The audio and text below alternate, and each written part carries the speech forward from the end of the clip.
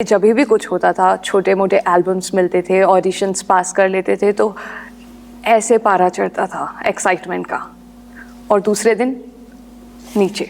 जब ऐसा वैसा हो जाए, थोड़ा डाउन हो जाए, मान लो जैसे होता है फिल्मों में भी, किसी ने बहुत मेहनत करके प्रोड्यूसर ने फिल्म बनाई लेकिन वो नहीं हिट की, तो बनाने वाले को भी, पैसा इन्वेस्ट करने वाले को भी, जिन एक्टर्स एक्ट्रेसेस ने मेहनत की है उनको भी, सबको बुरा फील तो होगा कि हमारी मेहनत बेकार चली गई। लेकिन एक अच्छा मनुष्य हार को अपना शिक्षक बना लेता है, असफलता से बहुत कुछ सीखने लगता है, उसकी हार पुनः जीत में बदलने लगती है, उसको जो असफलता हुई उससे उसकी सफलता के द्वार खुलने लगते हैं।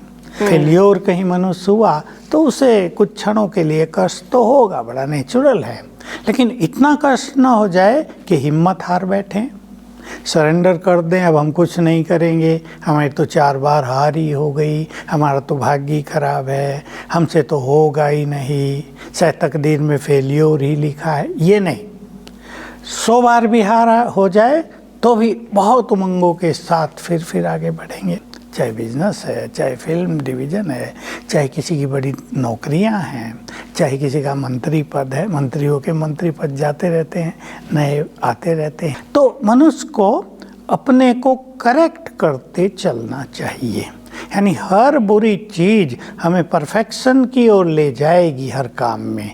ये अगर हम एटीट्यूड बना लें तो बहुत अच्छा हो जाए। सुख दुख से परे, पर भाई साहब सुख, इटर्नल ब्लिस तो मैं एक्सपीरियंस करना चाहूँगी अपनी लाइफ में, मतलब सुख से परे क्यों जाए।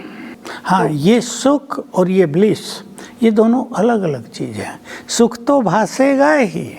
मैं खेल में एक चीज़ देखता था, क्रिकेट के खेल में धोनी को, तो वर्ल्ड कप ले लिया इंडिया ने, सब दौड़ रहे हैं मैदान में, वो पीछे है, मसाल भी दूसरे को दी हुई है।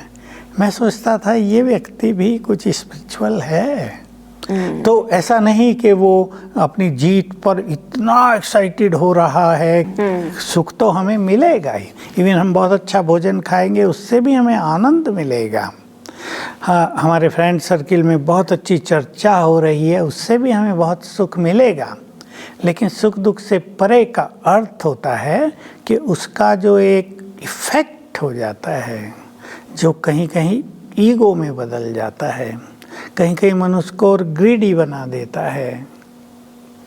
इसका एक और कारण ये भी है क्या कि बाहरी सुख दुख से परे के बाद ये हम भी है गुलाम नहीं हो कि मनुष्य ये सोचता है कि धन बहुत कमा लूँ उसमें बहुत सुख मिलेगा। हाँ।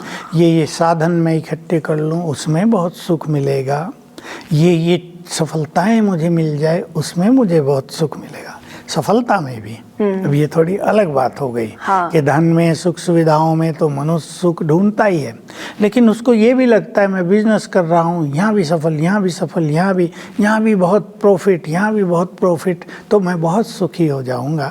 ठीक है, ये बात होगा ही मनुष्य, लेकिन वो उस स्थिति से हमें नीचे ना ले आए कि कल जरा सा दुख हो जाए तो हम उसको टॉलरेट ही ना कर पाएँ। जैसे देखा गया, बहुत सारे धनवान लोग जब कोरोना से पीड़ित होकर हॉस्पिटल में चले गए तो उनकी मनोस्थिति बहुत बिगड़ गई और लगा उन्हें कि ये धन तो काम ही नहीं आ रहा है। तो वहाँ सुख तो था उन्हें, पर दुख में भी सुखी रहें, दुख में भी बैलेंस्ड रहें, वो उनको नहीं आता था।